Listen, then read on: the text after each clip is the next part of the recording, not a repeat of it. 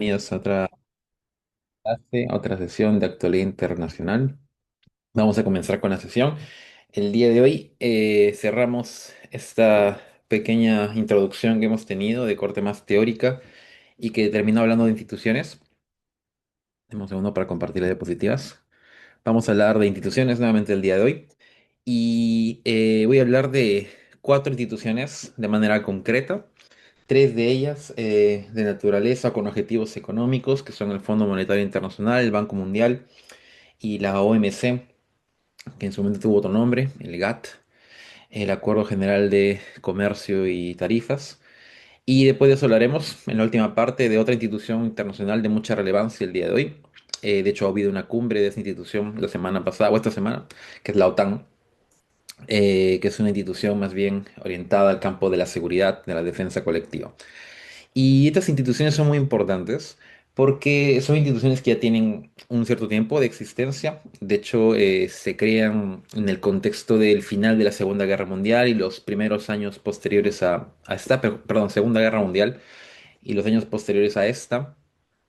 Y surgen como un esfuerzo colectivo de parte de varios estados para reorganizar de alguna forma el sistema internacional luego de esta catástrofe llamada Segunda Guerra Mundial y con el objetivo también de generar espacios de cooperación y entendimiento en ámbitos en los cuales no había antes justamente eso, ¿no? En el campo de la seguridad se plantea la OTAN como un mecanismo de defensa colectiva que involucra a los países de lo que se denomina el Atlántico Norte. Y en las conferencias de Bretton Woods, pero creo que se me fue la cámara, deme un segundo. Tengo problemas con la cámara de nuevo, como siempre. Deme un segundo para hablarlo.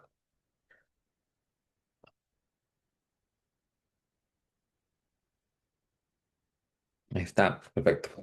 Y en el contexto dígala, el fin de la Segunda Guerra Mundial, en los años, cuando ya estábamos llegando al fin de ese conflicto, en el año 1944, se empiezan a llevar a cabo una serie de reuniones, conferencias en Bretton Woods, en Estados Unidos, para definir lo que vendría a ser el orden económico internacional de la posguerra. Aquí hubo un intento muy grande por parte de Estados Unidos, del Reino Unido, principalmente y sus aliados a lo largo del mundo, de crear espacios de cooperación para asuntos de carácter monetario, para el desarrollo a nivel internacional y el comercio, sobre todo, que era probablemente el tema más desafiante de los tres. Y como resultado de esas conferencias que se llevan a cabo entre el 44 y el 47, surgen tres instituciones que son importantes el día de hoy: el Fondo Monetario, el Banco Mundial y el GATT, que el día de hoy se denomina OMC.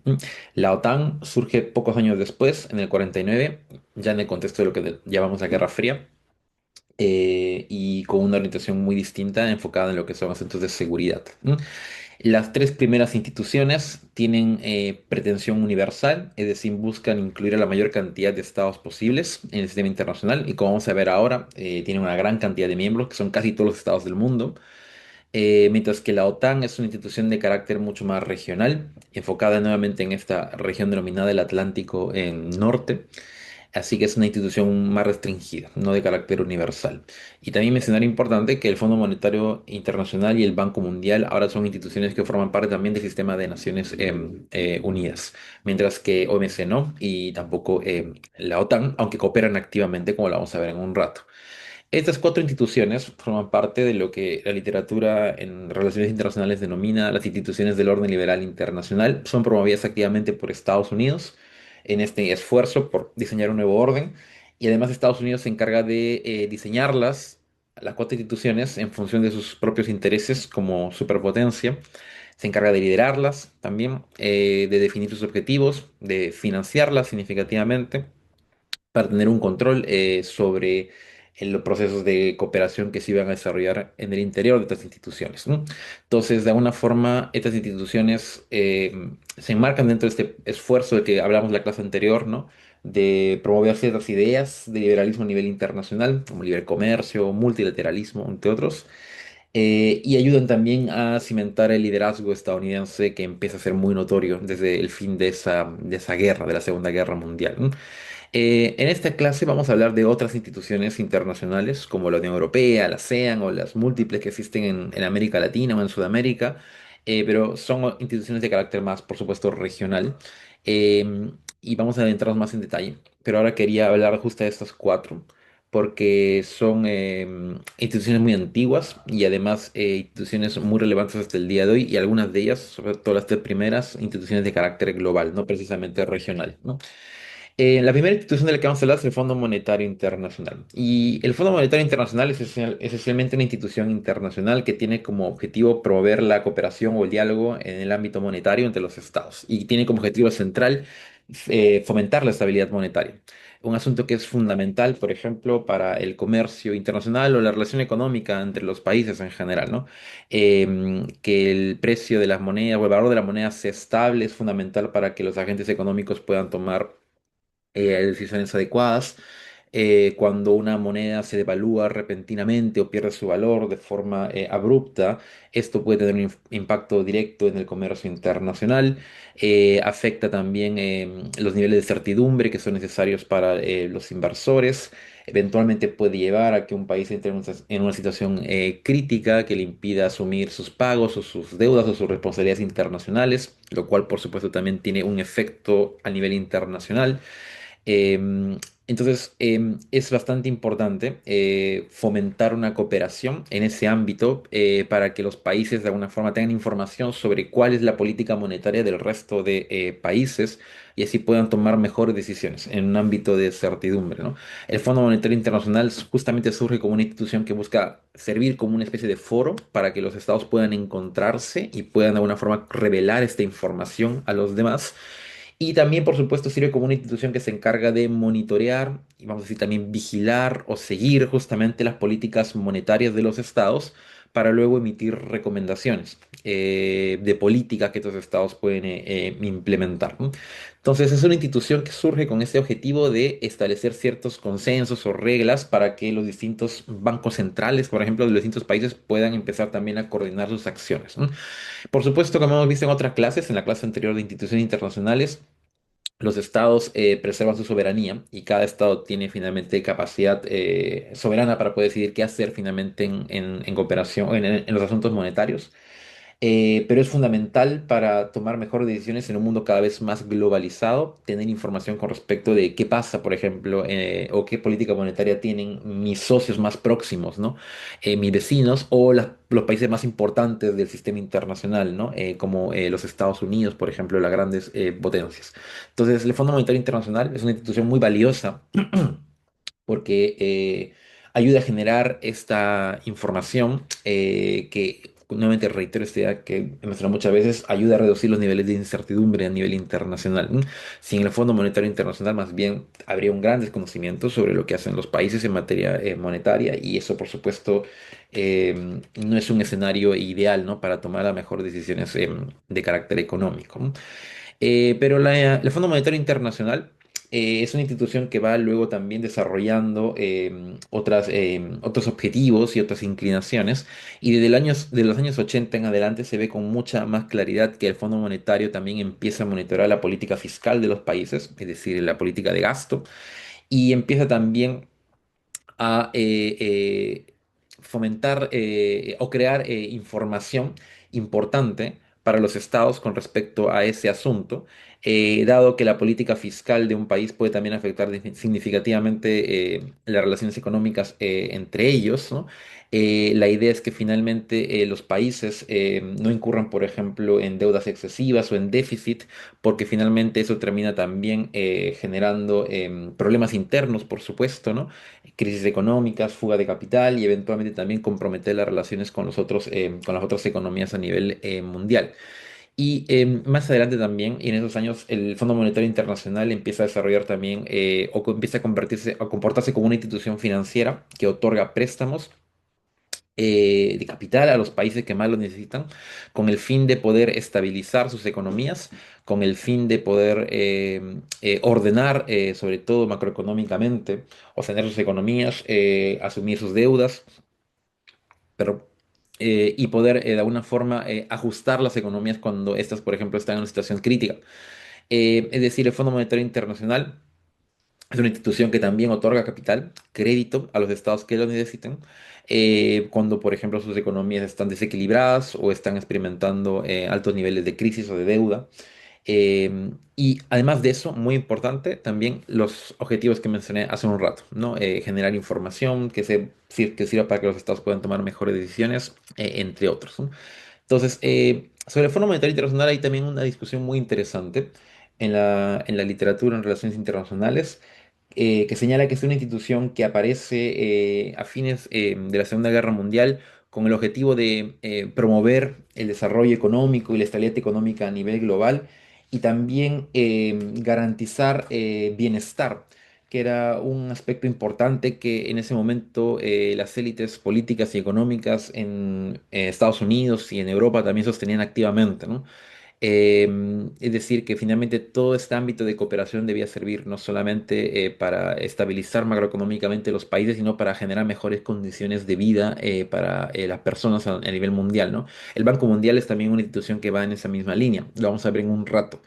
Pero sí es muy importante observar que a partir de los años 80 en adelante, este énfasis en el bienestar va debilitándose progresivamente, y más bien aparece una lógica y muy propia de las transformaciones económicas del momento, de orientación más neoliberal, en el Fondo Monetario, en el Banco Mundial también, en donde este elemento más de bienestar o de garantizar ciertos mínimos comunes para la población, en lo que respecta, por ejemplo, a educación, salud, etcétera, se va como dejando de lado.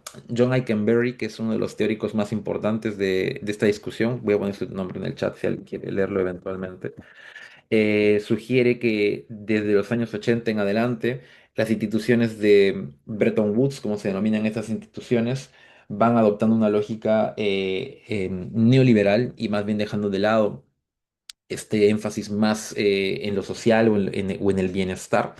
Y eso, como vimos en la clase anterior, eventualmente termina generando ciertos escenarios de mucha controversia por los costos sociales que tiene, por ejemplo, la implementación de políticas neoliberales en muchas economías, principalmente en el mundo en vías de desarrollo, ¿no? Lo cual luego convierte a estas instituciones en un target constante, ¿no? De, por ejemplo, las posiciones antihegemónicas o más críticas en el sistema internacional, ¿no? Ver, por ejemplo, al Fondo Monetario Internacional como una institución que en primer lugar es básicamente una especie de herramienta de política exterior de Estados Unidos o de los países más poderosos del norte global, una institución que promueve una determinada ideología o una receta económica muy específica que no necesariamente busca proteger a la población de más bajos recursos, ¿no? O a las economías más pobres del mundo. Joseph Stiglitz, premio Nobel de Economía, también es un autor que ha elaborado argumentos en ese sentido, y criticando la incapacidad de estas instituciones para hacer frente a los verdaderos problemas de desarrollo que existen a nivel mundial. Ahora en un rato presenta una de esas críticas de manera un poco más ordenada. Pero, por ejemplo, el Fondo Monetario Internacional va a ser muy importante para promover lo que fue las políticas del consenso de Washington en los años 90. De eso, el consenso de Washington se llama así porque fue un consenso entre Washington, Banco Mundial y Fondo Monetario Internacional, el conjunto de políticas neoliberales que se promueven activamente en África, Asia y en América Latina de manera mucho más clara. Y algo que es muy evidente y algo que también se le critica al Fondo Monetario Internacional son las políticas de condicionalidad que determina para el acceso al crédito, ¿no? Es decir, el Fondo Monetario Internacional no le presta dinero a cualquier país, sino a países que cumplen con ciertas condiciones que existe el Fondo Monetario y que están muy alineadas justamente con las políticas de corte neoliberal, ¿no? Reducir el gasto, reducir el tamaño del Estado, fomentar la privatización, reducir los aranceles y la protección a la economía, entre otros, ¿no? Y muchos estados, países que estuvieron en situación crítica, pudieron acceder a crédito del FMI cuando pusieron en práctica estas condiciones que luego, como ya mencioné en otra clase, llevaron a situaciones de conflicto, controversia y también de ilegitimidad a nivel doméstico, como pasó finalmente a final de los años 90 con el consenso de Washington. O como sucedería también, por ejemplo, en Europa durante la crisis del euro entre el año 2008 y 2016, en donde el Fondo Monetario también tendría un rol muy importante para asistir a los países más, en situación más crítica, como Grecia, como España, como Portugal, exigiendo también políticas de ajuste o reformas que tuvieron finalmente un impacto social bastante importante justo en estos países, como Grecia, por ejemplo, como Italia, o como España, o como Portugal. El caso más dramático fue Grecia en esos años, ¿no? Los países entonces pueden acceder a crédito en el Fondo Monetario Internacional para poder estabilizar sus economías. Ahí les puse en el segundo punto un enlace de los países que han accedido a crédito. Es una lista actualizada del Fondo Monetario Internacional. Y verán que el país más endeudado actualmente, con 60.000 millones de dólares, es aproximadamente es Argentina, un país que se destaca justamente por haber atravesado muchos ciclos de inestabilidad y crisis en las décadas más recientes, ¿no?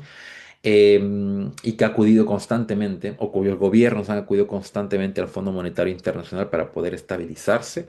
Pero además otros países en situación crítica, como es el caso de Ucrania, por ejemplo, que es un país en guerra desde hace unos años, y otros países de Medio Oriente, como por ejemplo Pakistán o Egipto.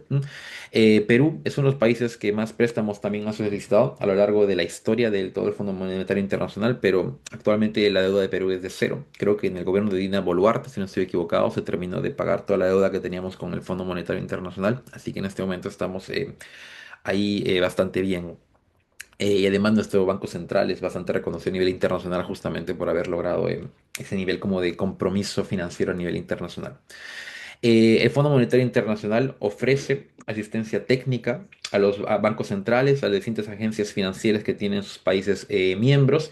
Y algo muy importante que hace es emitir reportes o informes, como los que pongo ahí en los enlaces al final, que recomiendo siempre revisar, que se publican anualmente y que justamente contienen toda esta información vital para la toma de decisiones en materia financiera. Ahora, con respecto a quiénes son miembros del Fondo Monetario Internacional, hay 191 miembros actualmente. Perú es uno de ellos, y de hecho Perú es un miembro fundador, lo es desde 1945, y el último país en ingresar fue Liechtenstein en el año 2024. En el Fondo Monetario Internacional no solamente participan estados, pueden participar también otras entidades políticas, ¿no? Por ejemplo, Hong Kong, que es un territorio de China, ¿no? Con administración especial, o Aruba, o Curazao, entre otras más. Y hay también algunos estados a nivel internacional, estados soberanos que no participan en la institución, como es Corea del Norte, que nunca fue parte del Fondo Monetario Internacional, ni tampoco lo es del Banco Mundial, o Cuba, que sí lo fue en un momento, pero que desde el año 64 decide retirarse pocos años después de la revolución en cubana. Y hasta el día de hoy Cuba no participa en el Fondo Monetario Internacional y no recibe todos estos beneficios o ventajas que acabo de mencionar. Taiwán fue por mucho tiempo también miembro del Fondo Monetario Internacional, pero fue expulsada en 1980 cuando se desconoce formalmente a Taiwán como Estado y más bien se reconoce a la China comunista como la única China.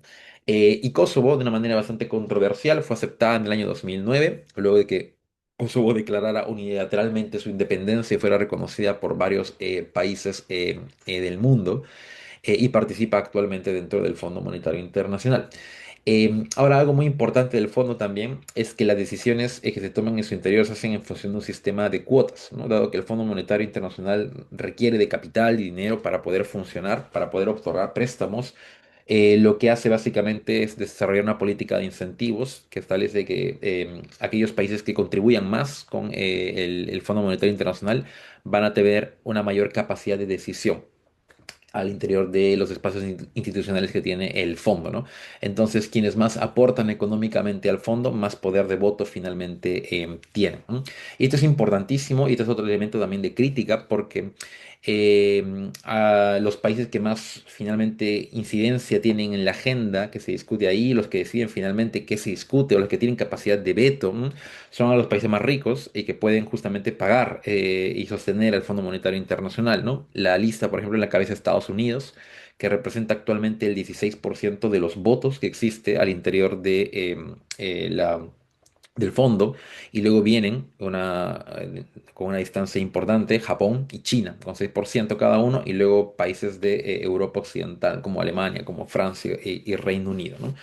Las decisiones en el Fondo Monetario Internacional se suelen tomar por mayoría calificada. Se requiere para las más importantes por lo menos 85% de los votos en la Junta de Gobernadores que vamos a ver en un rato.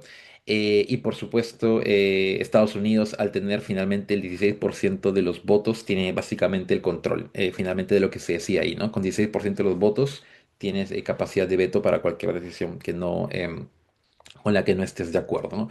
Este es un elemento que también se critica mucho en el Fondo Monetario Internacional porque claramente no es democrático, ¿no? Uno tiene capacidad de voto o decisión en función de cuánto dinero pone en la institución, ¿no? Y claramente los países más ricos del mundo tienen ahí una ventaja. Entonces, en la práctica, cuando se señala que Estados Unidos controla el Fondo Monetario Internacional, se puede decir que de alguna forma sí, justamente por esta realidad que presento aquí.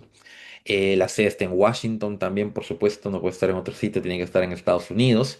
Y otro aspecto que también hace énfasis en este control que tiene Estados Unidos y sus aliados más importantes, Occidente, también se encuentra en lo que respecta a quiénes son quienes dirigen el Fondo Monetario, ¿no? La institución tiene un director y luego un director adjunto o un deputy director.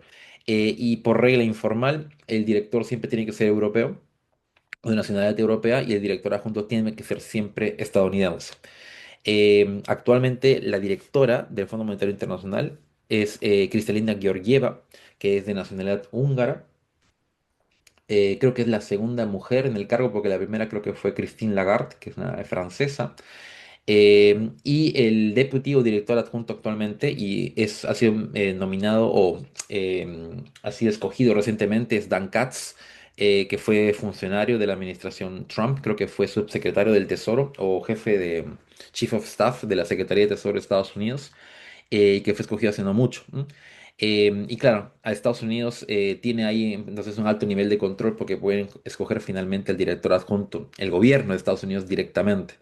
Y el cargo de director dura 5 años. La figura de director del Fondo Monetario Internacional es una figura muy relevante a nivel global. Es una personalidad también con mucho reconocimiento en el ámbito económico, pero también en el ámbito diplomático. Kristalina Georgieva, de hecho, también ha sido en algún momento voceada como próxima secretaria general de Naciones Unidas.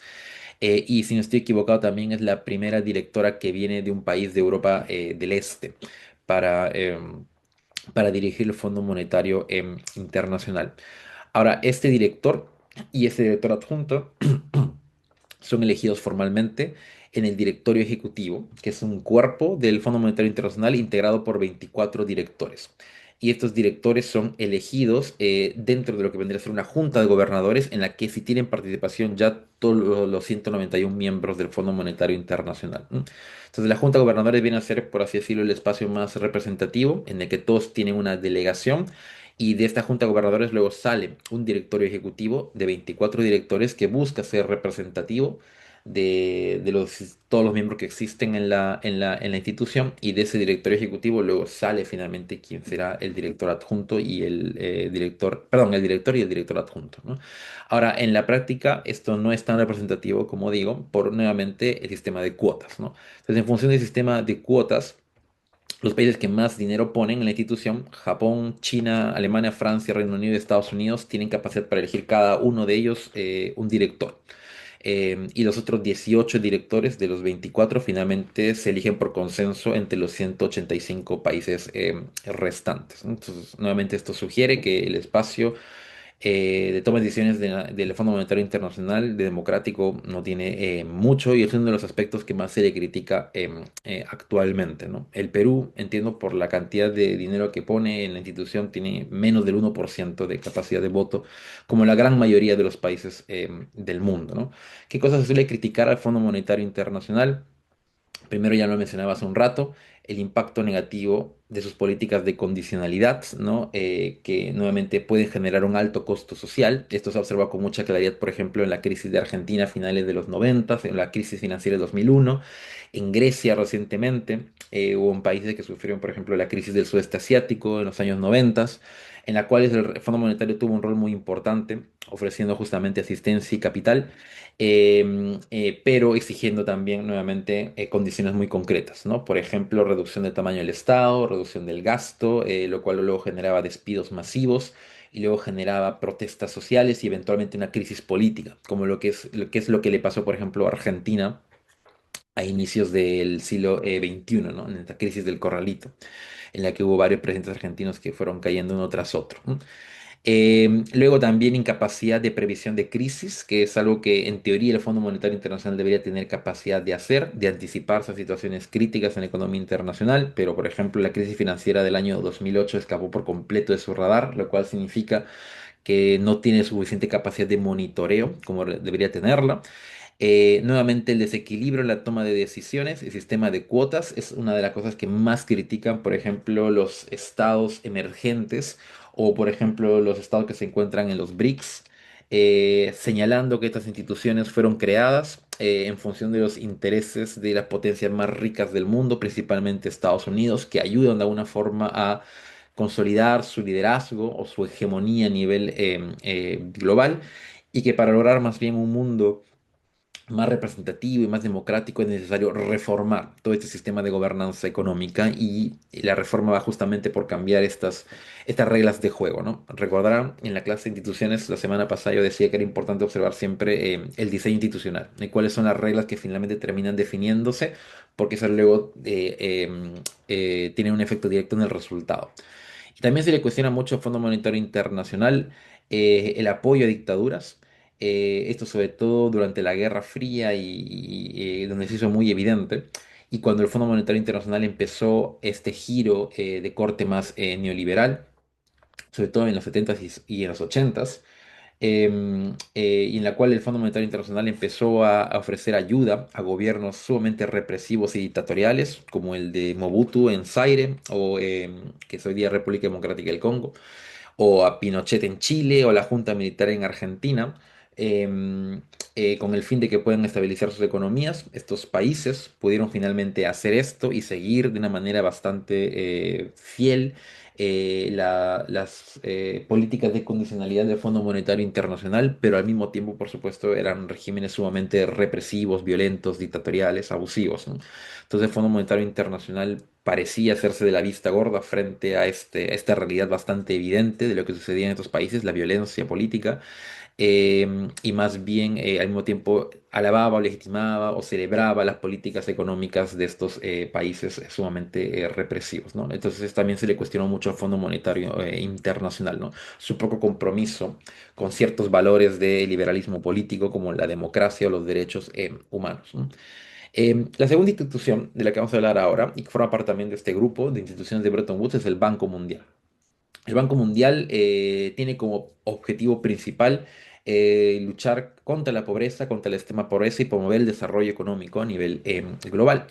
El Banco Mundial también funciona como una institución financiera que tiene como principal tarea otorgar crédito a los países más pobres o a los países pobres y a los más pobres a nivel global, con el fin de que ese crédito pueda utilizarse para proyectos vinculados al desarrollo, ¿sí? Y el Banco Mundial, muy importante, no es solamente una institución, de hecho el Banco Mundial es un conjunto de instituciones que en conjunto se llaman el World Bank Group, o Grupo del Banco Mundial, ¿no? Y que son las cinco que pongo aquí, que es el Banco Internacional de Reconstrucción y Fomento, o el BIRF, que es la institución más importante del Banco Mundial, la que más miembros tiene de todas las cinco, y que básicamente tienen como objetivo principal otorgar crédito a estados en vías de desarrollo y a los más pobres. Luego existe otra institución, que es la Asociación Internacional de Fomento, o AIF, que también se encarga de otorgar crédito, pero a los estados en la situación de pobreza más crítica a nivel mundial. Luego tenemos otra institución, o dos instituciones que están más orientadas al sector privado, que es la Corporación Financiera Internacional y el Organismo Multilateral de Garantías de Inversiones. La primera se encarga de otorgar crédito para empresas y la cuarta, perdón, se encarga de otorgar seguros a empresas del sector privado como incentivo para que puedan finalmente invertir en países, por ejemplo, en vías de desarrollo o en países con mucha pobreza. Y finalmente una quinta institución es el CIADI, el Centro Internacional de Arreglo de Diferencias Relativas a Inversiones, que es básicamente un espacio para el arreglo de diferencias y controversias entre empresas y estados.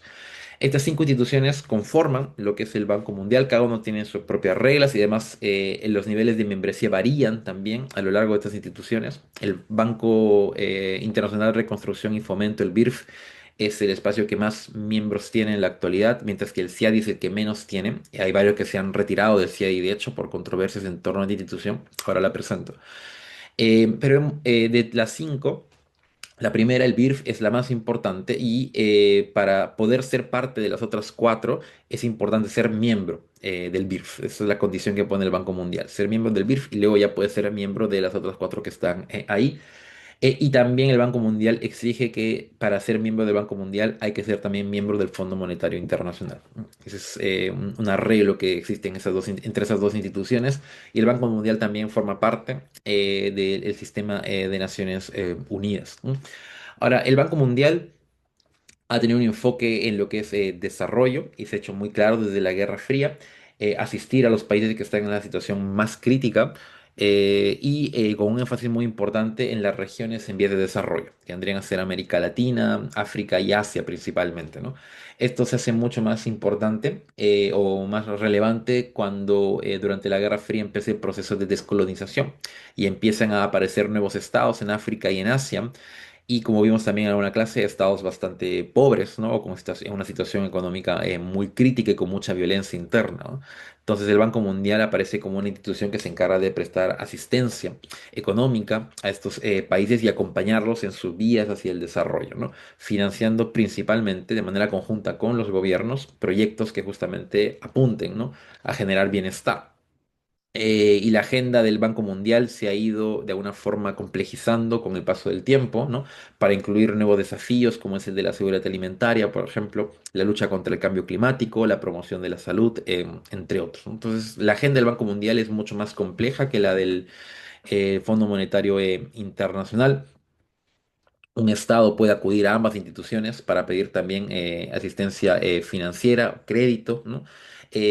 Pero el Fondo Monetario Internacional no está enfocado de manera de manera tan concreta en países en situación de pobreza extrema, por ejemplo, como sí lo está el Banco Mundial, ¿no? Los países que más necesitan capital para poder estabilizar sus economías y luchar contra estos problemas asisten al Banco Mundial, ¿no?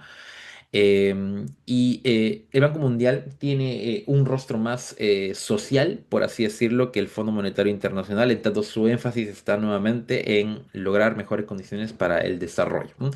Pero el Banco Mundial, también como el Fondo Monetario Internacional, desde los años 80 en adelante, también empieza a experimentar un viraje importante en función nuevamente de, el avance del neoliberalismo a nivel global y sobre todo desde los Estados Unidos.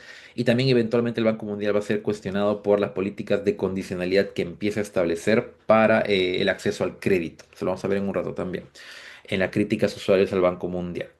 La membresía, como les dije, del Banco Mundial es muy variada. El BIRF, que es la institución con más miembros, cuenta con 189. Y el CIADI, por ejemplo, que es esta corte o este espacio en donde los estados pueden y las empresas pueden llevar sus controversias, tiene una cantidad menor de miembros, de 154. Hay varios estados que decidieron salir del CIADI, como por ejemplo la Venezuela de Hugo Chávez o la Bolivia de Evo Morales, denunciando que el CIADI tenía una preferencia justamente dentro de toda esta crítica a la orientación neoliberal del Banco Mundial, una preferencia por los intereses de las empresas transnacionales frente a los intereses de los estados, ¿no?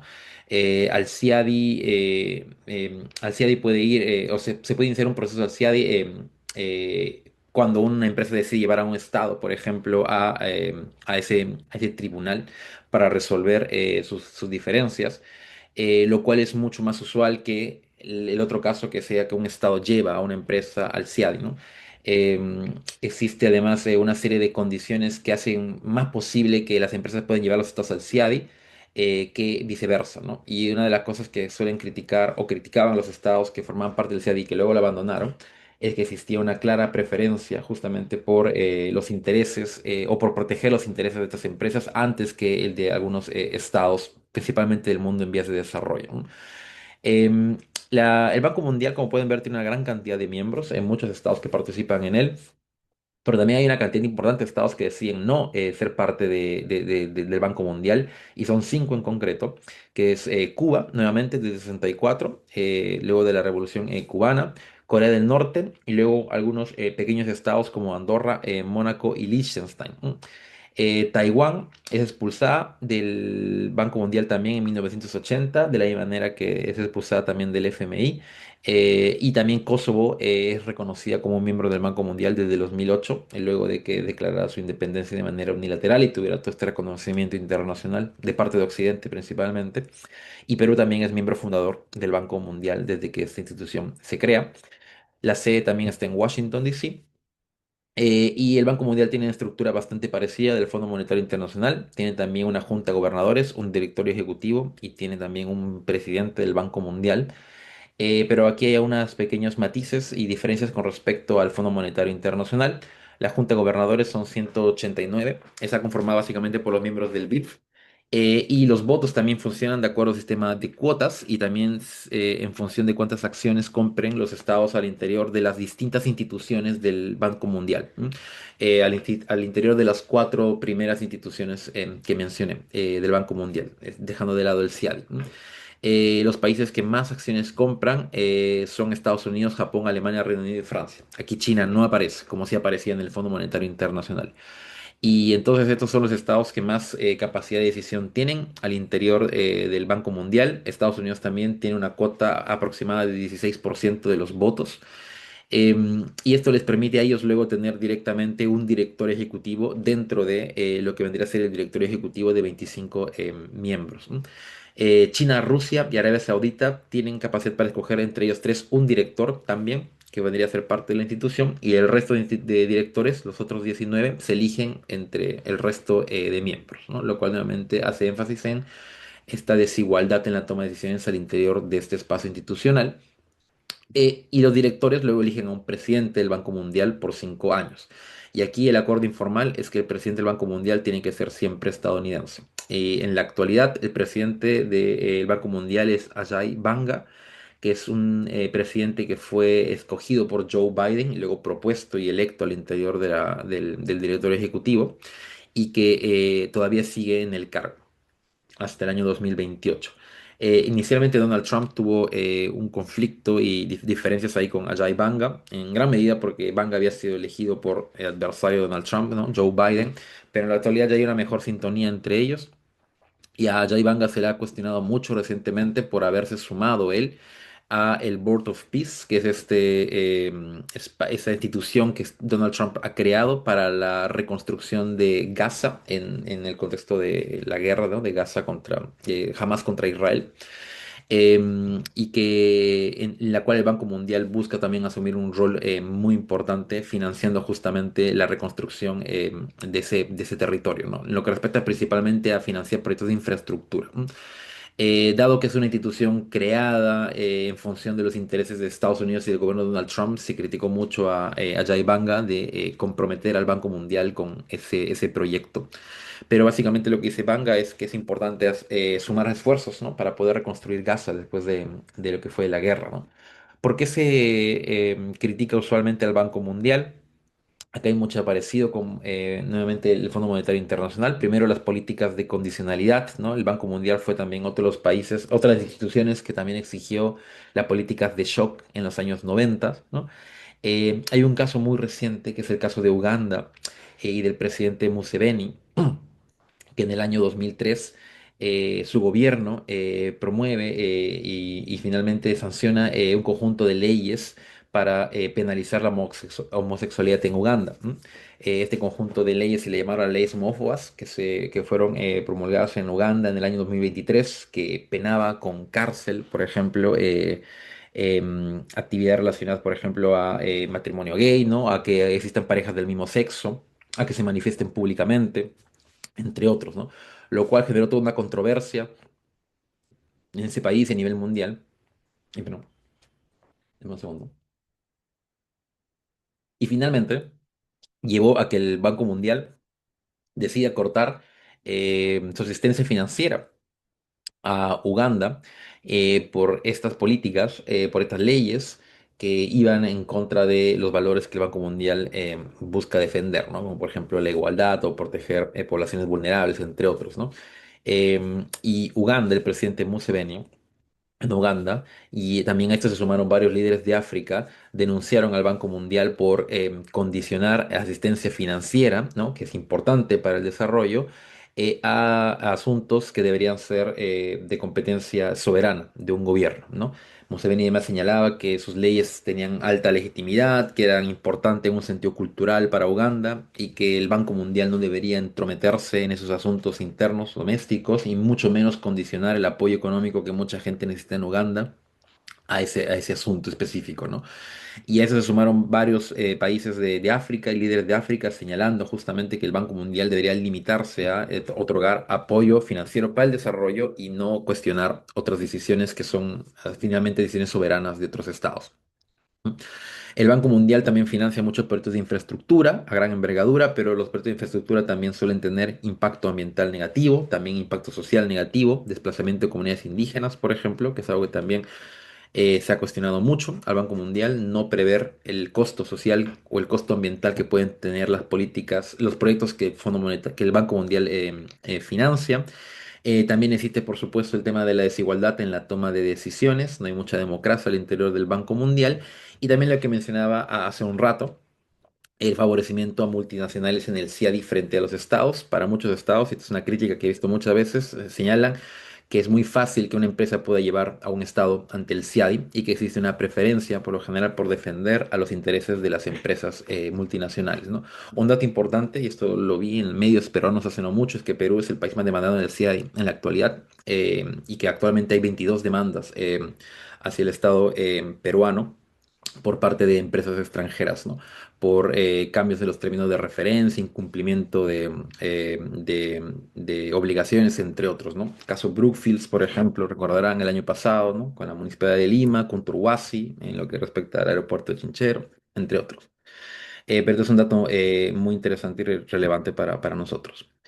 Tercera institución, y con esto terminamos las instituciones económicas de las que estamos hablando, GATT-UMC, ¿no? Que se dedica a un ámbito diferente a lo que es asuntos monetarios o desarrollo, que es en este caso comercio, ¿no? Si pueden ver, cada institución se dedica a un ámbito en concreto, ¿no? Fondo Monetario Internacional, asuntos monetarios, Banco Mundial, desarrollo, y ahora estas instituciones de las que voy a hablar se enfocan en el comercio. Y el comercio es un asunto mucho más difícil en torno al cual cooperar, es mucho más controversial básicamente porque involucra o afecta directamente los intereses de muchos agentes económicos domésticos que justamente tienen capacidad también para poder incidir en la toma de decisiones, ¿no? Algo de esto hablábamos en las clases anteriores de instituciones. Yo decía que era siempre muy importante observar el ámbito doméstico, ¿no? Cuando se crea una institución o cuando una institución internacional toma decisiones que afectan, por ejemplo, la economía nacional, ¿no?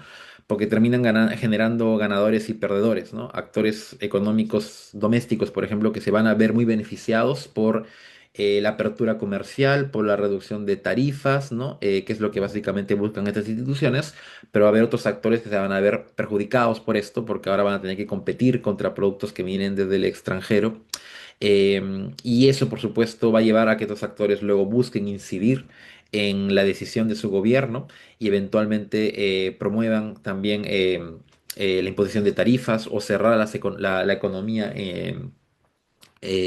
a nivel internacional o favorecer medidas proteccionistas, ¿no? Que finalmente preserve sus intereses, ¿no? En un inicio, en las conferencias de Bretton Woods se buscó crear una organización internacional de comercio, fue una propuesta de Estados Unidos, una institución que tenga el mismo peso que el Fondo Monetario, que el Banco Mundial, pero finalmente esto no prospera, justamente porque hay una mayor presión a nivel doméstico y mucha preocupación con respecto a la liberalización comercial. Y lo que se crea finalmente es el GATT, que es un acuerdo, el nombre completo es Acuerdo General sobre Aranceles Aduaneros y Comercio, que lo que básicamente hace es convocar a rondas de negociación cada cierto tiempo a la cual los estados acuden para negociar ellos directamente la liberalización de ciertos sectores de la economía de manera progresiva, ¿no? Es decir, el GATT nace de una manera, nace en el año 1947 con un menor nivel de institucionalidad que, por ejemplo, el Banco Mundial o el Fondo Monetario Internacional, ¿no? Que tenían sedes permanentes, tenían directores y demás. El GATT más bien lo que hacía era funcionar como una especie de sistema de cumbres, ¿no? Y con rondas que se convocaban cada cierto tiempo, no funcionaban de manera permanente, a la cual acudían los estados para negociar ellos entre sí finalmente la reducción de las distintas barreras que existieran para el comercio a nivel internacional. El GATT surge con el propósito de promover el libre comercio a nivel global. Y tiene un éxito muy importante. Luego de varias rondas de negociación, entre el 47 y el 94, por ejemplo, el GATT otorga o arroja resultados muy positivos, ¿no? Y la economía global en general se liberaliza de manera significativa. La última ronda del GATT fue la ronda de Uruguay, que fue una ronda que se extendió, una ronda de negociación de 8 años, que fue del año 86 al año 94, y que inició justamente en Uruguay y que empezó a incluir en las discusiones muchos puntos difíciles en la agenda, ¿no? Como por ejemplo negociar la liberalización de los servicios, propiedad intelectual y un asunto muy importante y controversial hasta el día de hoy, que es la agricultura, en donde hay todavía muchísimos países, sobre todo los países del norte global más rico, que se resisten a liberalizar por completo su sector agrícola, ¿no? Y en donde mantienen altos niveles de protección, en donde además mantienen subsidios domésticos para apoyar justamente a sus empresarios o a sus productores agrícolas, lo cual les da una ventaja comparativa, ¿no? Y que finalmente termina instaurando distorsiones del mercado, ¿no? En teoría, en un mercado libre no deberían haber ni aranceles ni subsidios que favorezcan a ciertos grupos económicos frente a los demás, ¿no? Eh, Luego, en el año 95, los países del GATT deciden dar un salto importante, cualitativamente importante, y dotar de más institucionalidad a este espacio, y es ahí donde se crea la OMC, o Organización Mundial de Comercio, ya una institución de carácter permanente, pero de alguna forma un poco más distante o menos controlada por los intereses de Estados Unidos, como es el caso del Fondo Monetario o del Banco Mundial, ¿no? La sede, para empezar, está en Ginebra, en Suiza, no en Estados Unidos. La toma de decisiones va a ser mucho más democrática y no va a existir este sistema de cuotas que existe, por ejemplo, en las otras instituciones. Y además los directores del Banco perdón, de la OMC ahora, o de lo que fue el GATT en este momento, pero no van a tener necesariamente que cumplir con este requisito de nacionalidad que vimos en los otros casos, ¿no? No tiene que ser o estadounidense o europeo, sino puede ser una persona, un personaje de cualquier nacionalidad, ¿no? Y por supuesto, mientras más representativo sea del resto del mundo, mucho mejor, ¿no? Es decir, directores que vengan de, por ejemplo, América Latina o de África, con lo que vamos a ver en un rato. Eh, Hay 164 miembros en la actualidad en la OMC, que representan cerca del 98% del comercio mundial, y una cantidad importante de países que no participan en la OMC en la actualidad, como es Argelia, Irán, Etiopía, Eritrea, Sudán del Sur, Bielorrusia, Siria, Turkmenistán y Venezuela, además de algunos microestados. Pero estos son los más importantes. Desde que aparece la OMC hasta la actualidad solo ha habido una ronda de negociaciones que aún no acaba, y que es la ronda de Doha, Doha en Qatar, que inicia en el año 2001 y que ha tenido muchas dificultades para cerrar justamente en torno a estas diferencias a los asuntos agrícolas, ¿no? Y en concreto frente a los subsidios agrícolas que mantienen algunos países muy desarrollados como Estados Unidos o los países de la Unión Europea, que mantienen altos niveles de protección en este sector, ¿no? Varios países de lo que se denomina el mundo en vías de desarrollo y principalmente potencias emergentes como Brasil, como la India, y que son justamente países muy poderosos en este sector, el sector agrícola, exigen desde hace mucho tiempo un mayor acceso a los mercados agrícolas de estos países, ¿no? Y esta es una gran diferencia que impide que finalmente Doha pueda cerrar de manera exitosa, ¿no? Ya muchas veces se ha declarado a la ronda de Doha como una ronda fallida y muerta en la práctica, ¿no? Pero formalmente aún no cierra justamente por esta diferencia en torno a este asunto. Además de, por supuesto, de otros asuntos, pero definitivamente ese es el más importante. Otro aspecto importante de la OMC, cuando ya aparece como institución, es que China luego se suma a esta institución en el año 2001, ¿no? Lo cual marca un hito importante en la historia económica global. China es un país gobernado por un partido comunista, pero que como vimos en la clase anterior, es un país que progresivamente luego va liberalizando su economía, no lo hace del todo, pero sí abandona el modelo de economía central planificada de la época de Mao. Y luego lo que hace China es busca insertarse en la economía global y una de sus acciones más importantes es justamente sumarse a la OMC, cosa que va a ser muy bien recibida por varios países del mundo y cuestionada por otras, ¿no?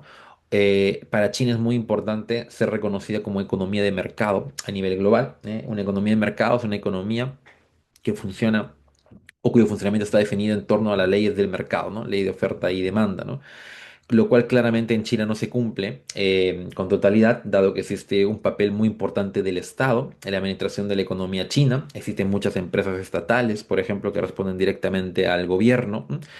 Y esto es justamente lo que cuestiona Occidente, que China está muy lejos de ser una economía de mercado, pero como les dije, en la OMC finalmente las decisiones se toman de una manera mucho más democrática y no están atadas al poder económico de algunos países, como por ejemplo Estados Unidos. Y finalmente China puede acceder con mayor facilidad a la OMC al tener un reconocimiento importante de gran parte de los países del mundo, ¿no? Que además empezaron justamente en este contexto, en el año 2001 en adelante, a profundizar sus relaciones económicas con China y eventualmente a tenerlo como su principal socio comercial, ¿no? Es el caso del Perú, por ejemplo, y de muchos países de América Latina, ¿no? Perú otorgaría reconocimiento a China de economía de mercado, favorecería el ingreso de China a la OMC y pocos años después Perú estaría ya negociando su tratado de libre comercio con China que se firmaría en la década siguiente, ¿no? En esa década, en el año 2010, si no estoy equivocado, ¿no?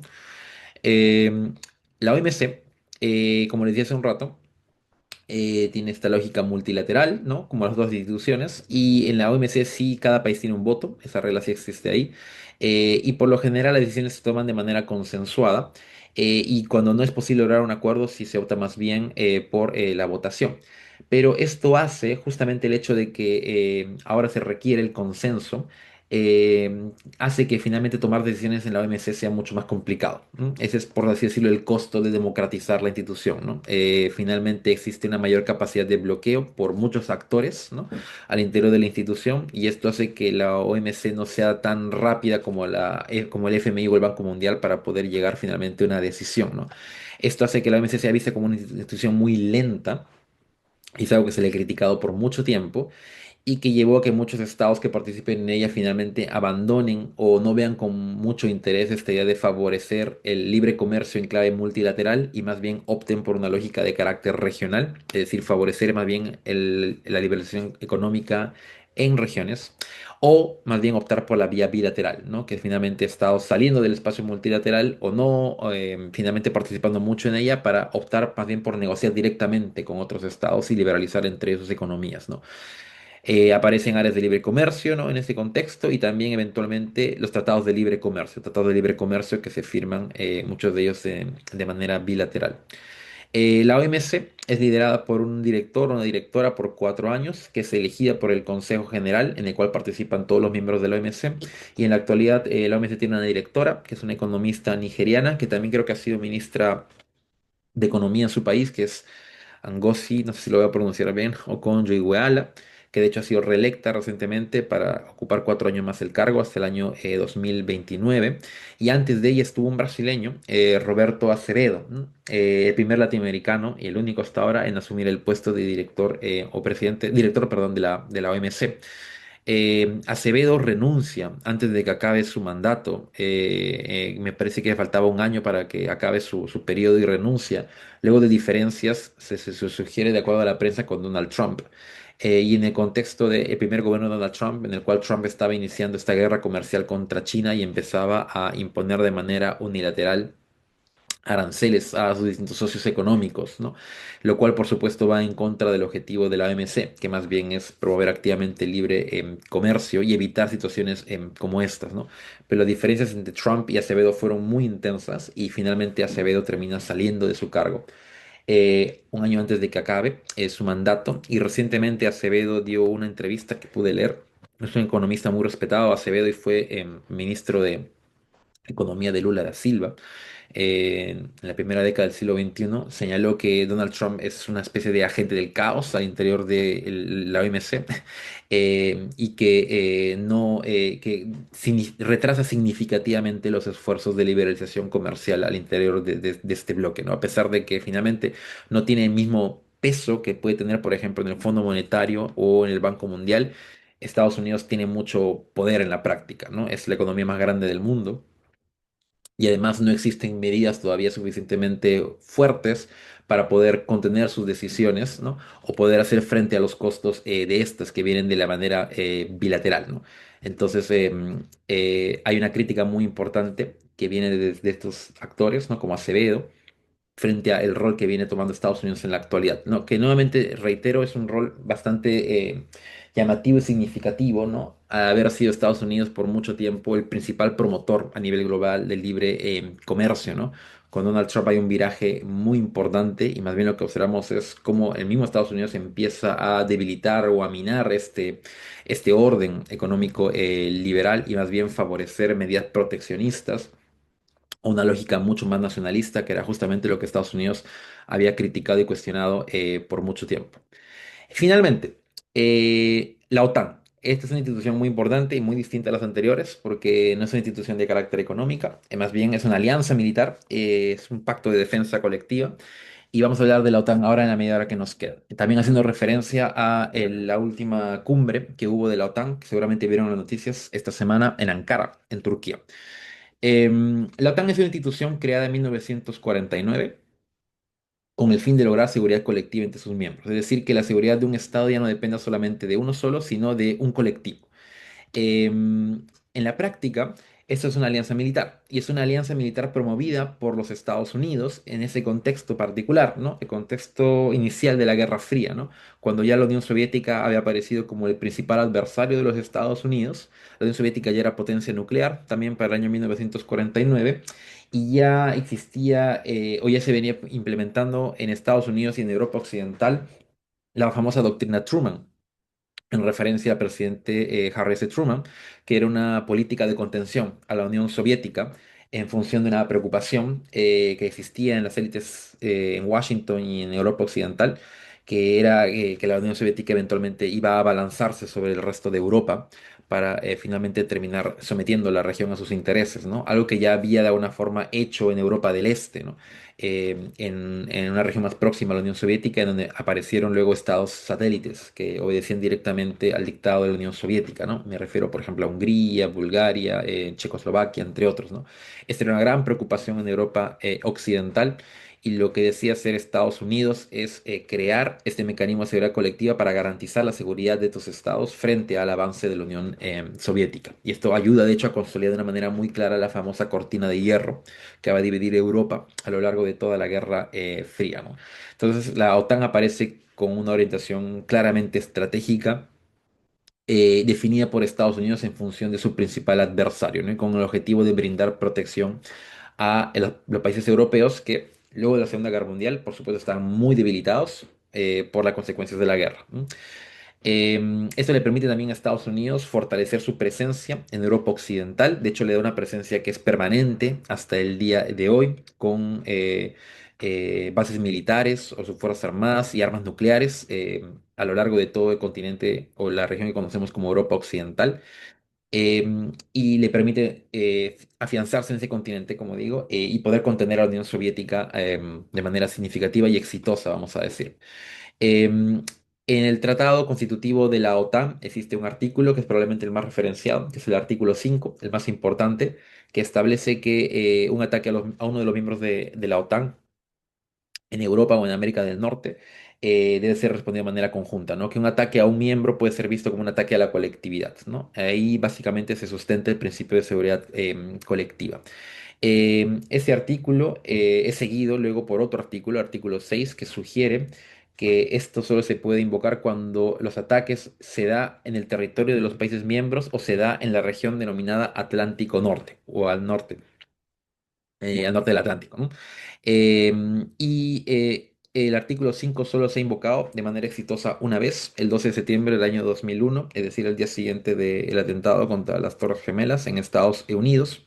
Fue invocado por Estados Unidos y generó una respuesta inmediata de parte de sus aliados al interior de la OTAN para apoyarlo en su lucha contra el terrorismo a nivel internacional.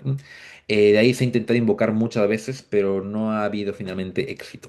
Eh, Solo una vez. La OTAN cuenta con un cuerpo administrativo civil y con un cuerpo militar. Y son cuerpos administrativos muy profesionales, muy desarrollados y trabajan de manera conjunta para favorecer cooperación militar, coordinación de operaciones militares, estandarización de armamentos, entre otros, ¿no? La OTAN es una de las instituciones más eficientes a nivel internacional, una de las más reconocidas en ese sentido, porque existe un amplio compromiso por parte de sus miembros con estos objetivos y ha dado resultados bastante buenos y muy exitosos hasta el día de hoy. Vamos a ver algunos de ellos en un rato.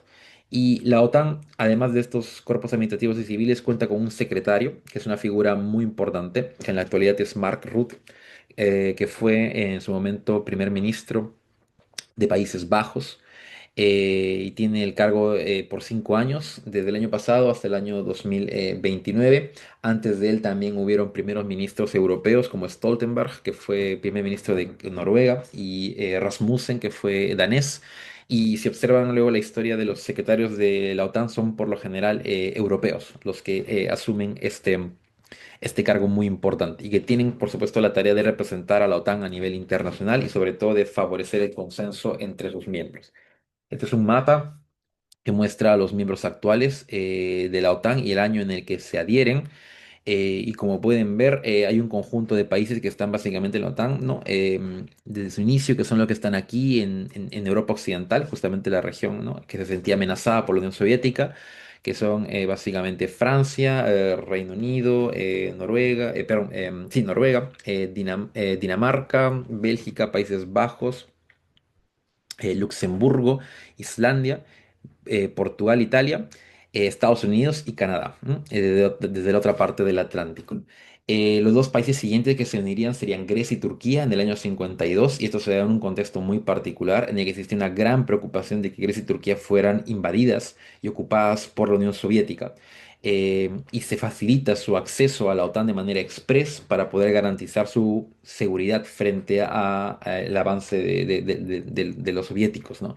Se incluye entonces aquí un país de los Balcanes, que es Grecia, y a un país que hasta el día de hoy se cuestiona si es europeo o no, y que está en la región de Medio Oriente, y que es Turquía, ¿no? Luego se incluiría también a la Alemania Occidental en el año 55 y luego a España luego de que ésta se democratice en el año 82. Y luego de los años 90 en adelante inicia lo que se conoce como la expansión o el enlargement de la OTAN hacia Europa Central y Europa Occidental. Y ahí empieza a integrarse a países como Polonia, por ejemplo, como ven acá, a República Checa, a Hungría, y eventualmente a países que fueron en su momento satélites también de la Unión Soviética en Europa del Este y también incluso ex repúblicas que conformaron la Unión Soviética. Por ejemplo, los países bálticos, aquí en esta parte de Europa.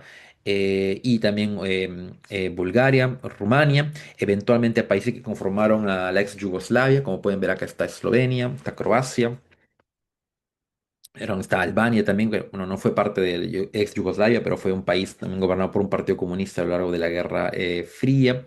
Tienen a Macedonia, Montenegro. Y finalmente las dos últimas, dos últimos miembros en sumarse, y además lo hicieron de manera muy express, fueron Finlandia en el año 2023 y Suecia en el año 2024, y lo hacen por supuesto en el contexto de la guerra de Rusia contra Ucrania, ¿no? Cuando hay una urgencia muy grande de garantizar seguridad para estos dos territorios que además estaban muy próximos a la Unión Soviética. La OTAN tiene actualmente 32 miembros, perdón, a la Unión Soviética no, a Rusia, la Unión Soviética ya no existe. La OTAN tiene actualmente 32 miembros, y de todos estos, de estos, todos son europeos excepto Turquía, Canadá y Estados Unidos. Y existe un ciclo de expansión que se lleva a cabo, se desencadena luego del fin de la Guerra Fría. Hay una política denominada Open Doors Enlargement Policy de la misma OTAN que permite la inclusión de países de Europa Central y del Este. Estos países tienen que postular a la OTAN y tienen que llevar a cabo una serie de reformas internas y asumir muchos compromisos para poder ser finalmente parte del club, ¿no? Y aquí quisiera hacer referencia a un debate muy importante que hubo en los años 90 con respecto a este asunto, ¿no? Porque la expansión de la OTAN fue, de hecho, un asunto bastante controversial y lo es hasta el día de hoy, ¿no? Y aquí tuvieron un rol muy importante dentro del debate también algunos académicos y teóricos de las relaciones internacionales como John Mearsheimer o Kenneth Waltz, que escribieron mucho sobre esto en los años 90. dado que cuando acaba la Guerra Fría inicia una discusión con respecto a si la OTAN debería seguir existiendo o no, dado que ya había desaparecido la razón por la cual se crea la OTAN, que era la Unión Soviética, ¿no? Ya no existía esa gran amenaza, y lo que existía en ese territorio eran varias repúblicas muy débiles, la más grande de todas ellas Rusia, completamente débil en comparación a lo que fue la Unión Soviética, y además hasta cierto punto controlada y domesticada por Occidente, sobre todo en los años 90, ¿no? Entonces no parecía haber mayor razón para que la OTAN siga existiendo, pero finalmente el gobierno de Bill Clinton decide, en Estados Unidos, en los años 90, decide promover activamente que la OTAN siga existiendo para hacer frente a nuevas amenazas a la seguridad que aparecieron en el continente europeo, ¿no? O en el Atlántico Norte, ¿no? El terrorismo internacional, por ejemplo, ¿no? En esos años además empezarían las guerras de Yugoslavia, ¿no? Y la OTAN también ahí tuvo una preocupación muy importante de que las guerras puedan eventualmente extenderse a lo largo del continente, ¿no? Pero la crítica más bien desde el realismo y de autores como Mearsheimer o Kenneth Waltz era que la expansión de la OTAN iba a terminar generando una preocupación en Rusia, ¿m? Que todavía era un país poderoso, militarmente formidable en Europa del Este y que progresivamente se iba a ver cercada o amenazada por una OTAN que empezaba a expandirse en su área más próxima de influencia, que es por ejemplo Europa del Este, ¿no? Y la advertencia que hacía sobre todo Kenneth Waltz, un artículo que ojalá puedan leer que se llama El realismo estructural luego de la Guerra Fría, era que eventualmente Rusia y también decía Waltz China, aunque ahí quizás no latina tanto, pero sobre todo Rusia iba a sentirse muy amenazada por la OTAN y que en función de esa amenaza eventualmente iba a volver a adoptar una postura agresiva frente a Occidente. Iba a volver a optar por una política exterior militarizada, de uso de la fuerza para de alguna forma mantener a sus estados más próximos, a sus ex satélites como dentro de su área de influencia y alejarlos de Occidente, lo cual luego se ve materializado cuando Rusia decide atacar a Georgia en el año 2008, luego de que el presidente Georgia manifestara su interés de ser parte de la OTAN. De hecho, Georgia actualmente es un candidato oficial a la OTAN. Y luego también de que Ucrania empezara a aproximarse a Occidente y también se empiece a barajar la posibilidad de que Ucrania sea parte de la OTAN, ¿no? Y en la actualidad, por supuesto, Rusia ya ha ocupado territorio ucraniano, aduciendo justamente eso, ¿no? Que la OTAN, la Unión Europea y Occidente en general tienen una presencia muy importante dentro de lo que es el área de influencia natural de Rusia, ¿no? Entonces, esa es básicamente una de las razones por la cual se criticó mucho a la expansión de la OTAN. Y de hecho, John Mearsheimer, este otro teórico de la CRI, lo sostiene hasta el día de hoy, ¿no? Que la guerra de Ucrania es básicamente culpa de Occidente, en gran medida porque Occidente no entendió que hay límites para su expansión y que ingresar en el área de influencia natural de una superpotencia como Rusia, por ejemplo, iba a necesariamente motivar una reacción violenta por parte de ese país, ¿no? Y que Occidente más bien debió como moderar sus expectativas y su expansión y más bien limitarse a Europa occidental, y no llegar hasta esa región, hasta la otra parte de Europa, ¿no? Que finalmente iba a terminar provocando a Rusia, ¿no? Es una lectura propia de Mearsheimer, muy criticada también por otros autores, pero está muy relacionada justo con esta idea de expandir a la OTAN hacia estas regiones de Europa. ¿M? Trump es nuevamente también aquí un factor importante a mencionar, porque una de las promesas de campaña de Trump el año 2015, en esas elecciones, perdón, el año 2016, en las elecciones que gana Trump, en la primera, básicamente sacar a Estados Unidos de la OTAN. Y Estados Unidos, Trump sugería, y ahí no se equivocaba mucho, que había un gran problema, un desbalance al interior de la OTAN en lo que respecta a el gasto para sostenerlo, ¿no? Que era Estados Unidos el país que más gasto asumía, 65%, para garantizar la seguridad de los europeos frente a amenazas como, por ejemplo, ya era Rusia una amenaza para Europa para el año 2016. Y Trump básicamente decía que Estados Unidos no tenía por qué hacer eso, por qué asumir tanta responsabilidad y que más bien Estados Unidos debería utilizar todos esos fondos para atender problemas de naturaleza doméstica que experimentaban los estadounidenses, ¿no? En ese momento, ¿no? Nuevamente en esta lógica nacionalista. Y por eso Trump prometía sacar a Estados Unidos de la OTAN apenas llegue al poder, lo cual por supuesto generó toda una gran preocupación a nivel mundial y principalmente en Europa, ¿no? Dado que la seguridad de varios países europeos dependía en gran medida de la existencia de la OTAN y de que Estados Unidos pueda proveer esa seguridad, ¿no? Cuando Trump llega al poder, finalmente no saca a Estados Unidos de la OTAN, fue básicamente una amenaza para finalmente forzar a los países miembros a asumir un mayor compromiso en el gasto, ¿no? Cosa que están haciendo hasta el día de hoy. Fue un tema que se debatió hace unos días en Ankara. Pero Trump sí mantiene, y creo que se observa también con mucha claridad en este evento que hubo en Ankara, una posición muy ambigua con respecto a muchos de los objetivos de la OTAN y también mantiene ahí unos conflictos importantes con algunos miembros de la OTAN, ¿no? Creo que alguien puso en el chat hace un rato, mencionó lo de Dinamarca, que claramente es un asunto controversial, perdón, Groenlandia, que es un asunto controversial con Dinamarca, que es miembro de la OTAN, miembro fundador también, de hecho, o mantiene tensiones, por ejemplo, con España, que es también un miembro de la OTAN. En asuntos de seguridad, por ejemplo, el poco apoyo que según Trump España le ha brindado a Estados Unidos en su guerra contra Irán, al no permitirle utilizar sus bases militares. O también cuestiona la posición ambigua Trump de Francia, la Francia de Macron, en lo que respecta a la guerra de Irán.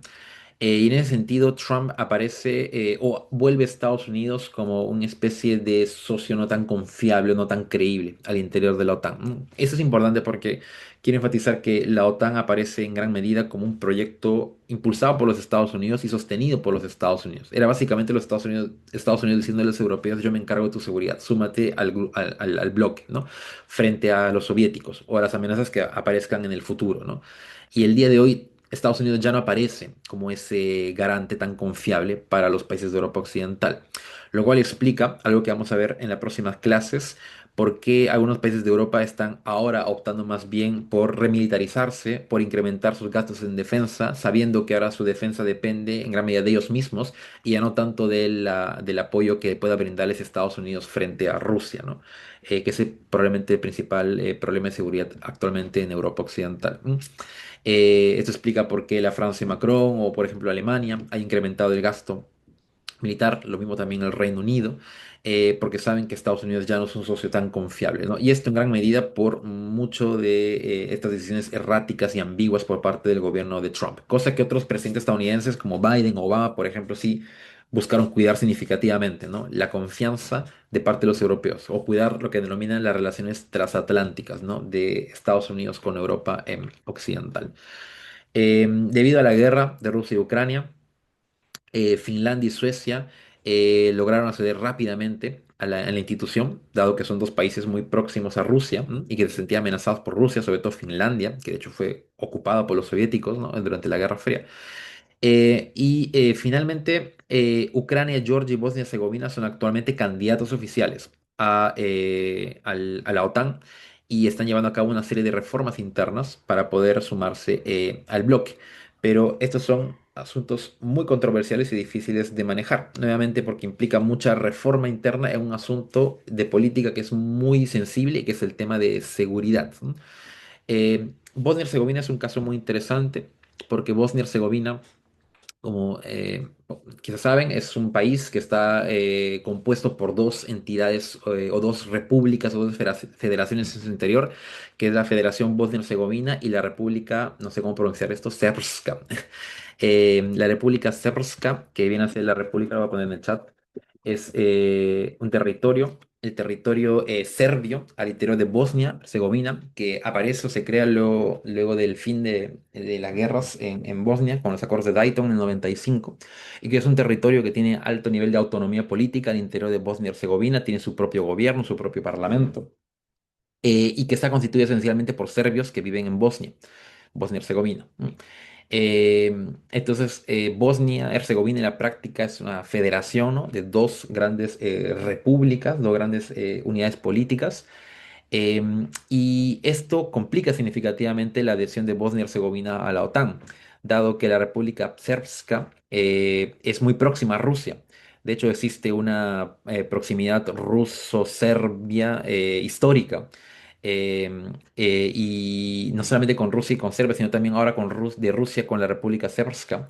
Y por supuesto, la República Srpska ve como contrario a sus intereses sumarse a la OTAN, que es básicamente una institución contraria a a su aliado más importante, que es Rusia, ¿no? Dado que sumarse a la OTAN implica, por ejemplo, estandarizar armamento o compartir información sensible en materia de seguridad, la República Srpska ha buscado hasta el momento sabotear y bloquear cualquier intento de que Bosnia se sume finalmente a la OTAN. Entonces, esto hace que finalmente esta candidatura esté bastante atrasada o retraída y finalmente, eventualmente no pueda llegar a tener éxito, ¿no? Em, Ucrania es otro caso también complicado, porque a Ucrania se le prometió adhesión rápida a la OTAN, pero luego empezó el bloqueo por parte de los mismos miembros de la OTAN, temiendo de que la adhesión de Ucrania a la OTAN pueda arrastrar luego a todo el bloque a una guerra contra Rusia, ¿no? La idea era que si se sumaba a Ucrania a la OTAN, esto iba a servir como mecanismo de disuasión para que Rusia cese su conflicto con Ucrania, sabiendo que podía comprarse una guerra completa con todo el bloque, ¿no? Pero Rusia ha manifestado muchas veces su resolución en seguir con sus objetivos militares, aún así Ucrania sea parte de la OTAN. Y ha lanzado, de hecho, advertencias a Occidente de que si eso se materializaba, Rusia iba a seguir continuando con la guerra y esto eventualmente iba a terminar escalando, ¿no? Entonces eso también genera una preocupación en los miembros países en los mismos países de la OTAN, Estados Unidos entre ellos, para eventualmente limitar esta candidatura, ¿no? Y de hecho, en las negociaciones que llevó a cabo Trump con Rusia desde el año pasado y también este año, uno de los puntos que Putin puso como innegociables era que Ucrania jamás se sume a la OTAN, cosa con la cual la administración Trump parecía estar eventualmente de acuerdo. Además de los miembros, y acabo de mencionar miembros oficiales de la OTAN, existen también otras categorías que me gustaría mencionar. Existe otra categoría que es la de NATO OTAN Global Partners o socios globales de la OTAN, que son otros países que están fuera de la OTAN formalmente, pero que colaboran y participan activamente con la institución, ¿no? Y son países del resto del mundo, ¿no? Como pueden ver, por ejemplo, hay Australia, Irak, Japón, Mongolia, Nueva Zelanda, Pakistán, Corea del Sur y Colombia, ¿no? Menciono el caso de Colombia porque a veces, y sobre todo lo he visto mucho en la prensa, se suele informar de manera muy inexacta sobre esto, ¿no? Y se suele señalar, por ejemplo, que Colombia es parte de la OTAN, ¿no? O que la OTAN ya llegó a esta parte del mundo, y en realidad no, ¿no? Colombia no es miembro de la OTAN, sino es un socio global de la OTAN. Colabora activamente con la OTAN otorgando información en materia de seguridad o participando en algunas actividades conjuntas, pero no forma parte del mecanismo de defensa colectiva. Si se invoca el artículo 5, este artículo no involucra ni a Colombia ni ninguno de estos socios globales. Colombia se une en el año 2017 durante el gobierno de Juan Manuel Santos y Santos, el expresidente Santos de Colombia, señala que lo hace básicamente porque Colombia también experimenta altos problemas de seguridad interna, por supuesto, por la insurgencia, ¿no? Por el narcoterrorismo, ¿no? Y que para Colombia es importante tener cooperación en materia tecnológica y de inteligencia con la OTAN para poder hacer frente a este problema interno, ¿no? Pero no compromete a Colombia con el mecanismo de seguridad colectiva. ¿No? Gustavo Petro, presidente actual de Colombia, aunque ya está pronto a salir del poder, anunció el año pasado el retiro de Colombia de la OTAN, aduciendo que la OTAN era una herramienta de dominación estadounidense de los países más poderosos del norte global, imperialista.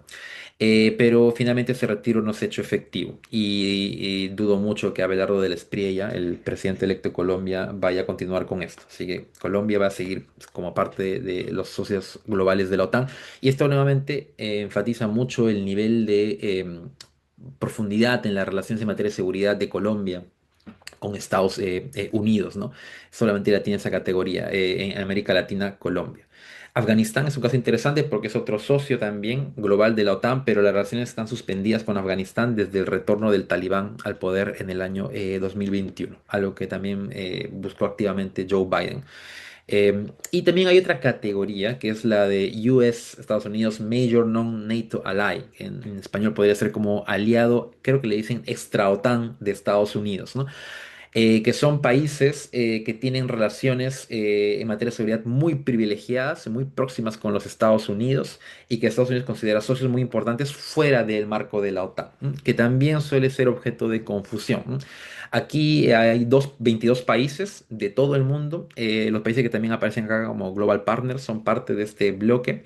Y en América Latina sí hay 4 países ahí que son parte de este grupo. No son miembros de la OTAN, ni tampoco son socios globales de la OTAN, son socios de Estados Unidos, pero que tienen una categoría especial por parte de Estados Unidos y que suele llevar como a confusiones, que es la de aliado extra OTAN de los Estados Unidos. Argentina, en el año 98, durante el gobierno de Menem, que profundizó muchísimo las relaciones con los Estados Unidos. De hecho, la Argentina de Menem participó en operaciones militares lideradas por Estados Unidos, como la Guerra del Golfo eh, en el año 91. Fue el único país latinoamericano que se sumó a esa iniciativa militar de los Estados Unidos, liderada por los Estados Unidos, ¿no? Luego Brasil en el 19, aquí importó muchísimo la sintonía entre Donald Trump en Estados Unidos y Jair Bolsonaro en Brasil.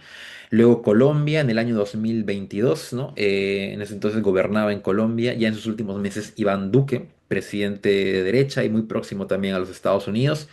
Y por recientemente Perú, en el año 2026, ¿no? Que recibe de parte de Donald Trump esta designación, ¿no? Esta categoría, ¿no? No recuerdo si ahí estaba en el gobierno, creo que José Gerí, cuando se lleva a cabo cuando Perú recibe como esta categoría, ¿no? Y además recuerden el contexto de la compra de los F-16, ¿no? Ahora Perú tiene esta relación muy privilegiada con Estados Unidos para cooperar en el ámbito de materia de seguridad. Entonces son cuatro países de América Latina los que tienen esta categoría actualmente. Intervenciones militares de la OTAN. Esto es muy importante también revisarlo, porque se suele decir ¿no? que la OTAN es una institución que invade y ocupa países a lo largo de todo el mundo, pero en realidad no es tanto así. Durante la Guerra Fría, la OTAN no intervino ni militarmente en ningún país, y en los años 90 sí empieza a hacerlo y en escenarios muy específicos.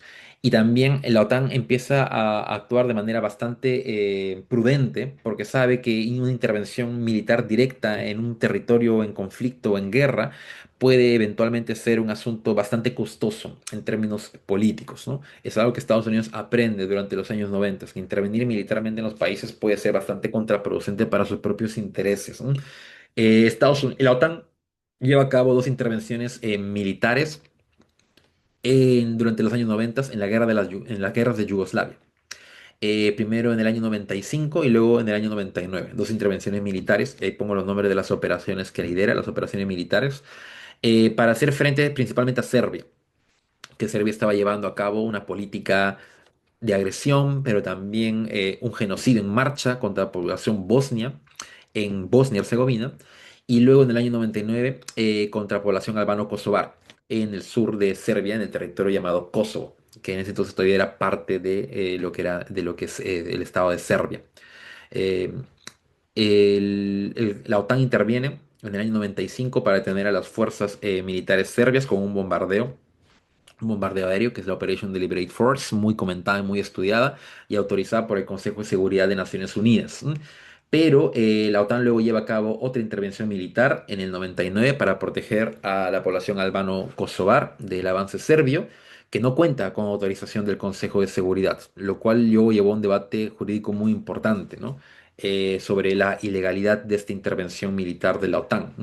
La OTAN aduce básicamente que intervino en ese conflicto para proteger a la población albano-kosovar que estaba siendo diezmada por parte de los serbios, lo cual era bastante cierto. Habían muerto aproximadamente creo que 1.000 albanos kosovares hasta el momento y había claramente una política de exterminio de esa población en Kosovo por parte de Serbia y el gobierno de Milosevic. Pero lo que se le cuestiona a la OTAN es que esto debió ser sometido a un debate en el plano multilateral y en el Consejo de Seguridad para que luego pueda llevarse a cabo la intervención de manera ordenada, ¿no? Lo que sugiere la OTAN es que no había tiempo para hacer eso porque había una crisis humanitaria en curso y que era necesario más bien actuar por esa lógica y que dado que Naciones Unidas promueve y defiende activamente las intervenciones humanitarias, la OTAN lo vio como completamente alineado a los intereses de Naciones Unidas, ¿no? Y por lo tanto no lo considera ilegal. Esta intervención termina con la vida de muchos civiles inocentes y de hecho también se asesina incluso a miembros de la embajada de China que estaban en ese territorio en ese momento. Es una intervención militar muy controversial, pero que luego empieza a sentar un precedente, ¿no? La idea de que las intervenciones militares de corte humanitario son necesarias y que podrían en algún momento incluso llevarse a cabo sin necesidad de contar con la autorización del Consejo de Seguridad, ¿no? Lo cual es un asunto muy controversial porque ese tipo de intervenciones luego implican la suspensión de la soberanía de los estados y eventualmente esto se vuelve un asunto muy controversial, sobre todo para estados que defienden activamente el principio de soberanía, como es China, por ejemplo, y sus socios a nivel internacional, ¿no? Luego la OTAN también interviene en muchos países en África, en Medio Oriente, para luchar frente a problemas como tráfico de personas, piratería, protección de fronteras y demás. Y eventualmente en los últimos años bueno, últimos años ya son años de la década anterior, hay unas intervenciones, operaciones importantes que la OTAN dirige. Por ejemplo, liderar el International Security Assistance Force o el famoso ISAF o ISAF del año 2001 al año 2014, ¿no? Y luego el Resolute Support Mission. Son dos misiones que se instalan en Afganistán para estabilizar el país, ¿no? Luego de que Estados Unidos invade, ocupa ese país y derroca al gobierno del Talibán, sucede una guerra interna muy fuerte, ¿no? De las fuerzas ocupantes contra los talibanes y otras milicias insurgentes, y la OTAN va a tener una presencia casi permanente a lo largo de todo el conflicto, desde el 2001 hasta el año 2021. ¿No? Y luego tenemos la Operation Unified Protector, que es la última acción controversial de la OTAN y que corresponde al cierre del espacio aéreo en Libia, ¿no? En el año 2011 en Libia había una guerra civil en curso, el gobierno de Muammar al-Gaddafi estaba bombardeando a su propia población que se había levantado contra él. Y lo que decía hacer la OTAN es cerrar el espacio aéreo para evitar que los aviones del gobierno de Gaddafi sigan sobrevolando el territorio y bombardeando a la población. Eh, Esta misión se le encarga a la OTAN y es Francia, son Francia e Italia los países que lideran la misión. Cierran efectivamente el espacio aéreo en Libia y luego llevan a cabo una serie también de ataques en el territorio libio para neutralizar a las Fuerzas Armadas de Gaddafi, lo cual eventualmente lleva al quiebre del régimen de Gaddafi, a su posterior captura y asesinato. ¿M? Es controversial en el sentido de que la OTAN fue asignada con una tarea muy específica, que fue la de cerrar el espacio aéreo en Libia para proteger a la población, pero eventualmente eso luego llevó al colapso del régimen y al asesinato de Gaddafi, y luego a un periodo de mucha inestabilidad en Libia hasta el día de hoy, que se puede considerar en la práctica un estado fallido. Vamos a terminar hablando un poco del Ankara Summit, sobre el que voy a volver también en próximas clases, porque de aquí, de esta conferencia, de esta cumbre, salen bastantes como conclusiones importantes para otros asuntos de política global. Uno de los aspectos más importantes de esta cumbre, aquí pueden ver a Rutte al medio como secretario, ¿no? De la OTAN, Trump al costado y Erdogan como el anfitrión, como presidente de Turquía. Aquí está, se me fue el nombre del primer ministro de Albania, que de hecho Albania va a ser el país que va a albergar en Tirana la próxima conferencia de la OTAN el próximo año. Y aquí está Keir Starmer, que ya está en modo de despedida, que ya sea pronto del poder. Merz de Alemania. Y creo que está Macron acá con lentes negros atrás. Em, Uno de los aspectos más importantes es que se renueva el compromiso de apoyo a Ucrania. De hecho, Zelensky también está por aquí, en algún lado de la foto, y se ha aprobado otorgar un fondo de 70.000 millones de dólares, que es una cifra bastante importante en apoyo militar, asistencia técnica y tecnología para Ucrania para hacer frente a Rusia. Trump acepta esto a regañadientes porque es el país menos comprometido con ese apoyo, a diferencia del resto de países que sí tienen un apoyo más concreto con Ucrania, un compromiso más concreto con Ucrania. Es muy importante también esta cumbre porque Trump nuevamente ha vuelto a ser un protagonista como un agente desestabilizador al traer nuevamente estos asuntos que no generan definitivamente ningún tipo de consenso en la OTAN, como es el caso de Groenlandia, por ejemplo, o exigir un apoyo más concreto de los miembros de la OTAN en la guerra que en este momento Estados Unidos celebra con Irán. De hecho, en este contexto de la OTAN, Trump ha señalado que el memorándum de entendimiento con Irán que se estaba negociando hace unas semanas está ya muerto y que la guerra continúa, ¿no? Y de hecho hay ataques en este momento nuevamente y violencia en el estrecho de Hormuz. El tema está en que los países de la OTAN no han acudido al llamado de Trump, como él quisiera, para apoyarlo en esta guerra, y de hecho algunos, como España, nuevamente han incluso negado retirado cualquier tipo de apoyo, ¿no? Luego de que Estados Unidos le pidiera, por ejemplo, utilizar sus bases militares, ¿no? Se lo pide a Reino Unido, por ejemplo, el Reino Unido se acepta, pero España no. Entonces eso lleva a que Trump luego en esta conferencia haya dicho que busca quebrar por completo las relaciones con España, ¿no? Al cual no ve como un socio confiable, y todo eso nuevamente generando mucha controversia e incertidumbre al interior de esta cumbre, ¿no? Rutte también ha tenido una posición bastante criticada, ¿no? Al haberse mostrado muy poco crítico frente a las declaraciones de Donald Trump. a aceptar muchas de ellas e incluso sugerí que Trump siempre tuvo razón a la hora de amenazar a los países de la OTAN con retirarse del bloque porque motivó finalmente a que estos incrementen el gasto. ¿No? Eh, y o sea, luego de observar esta cumbre, uno observa más bien que la OTAN no aparece como una especie de bloque completamente unificado, como era básicamente cómo funcionaba antes. La OTAN era más bien un bloque muy sólido y que parecía siempre ir en la misma línea.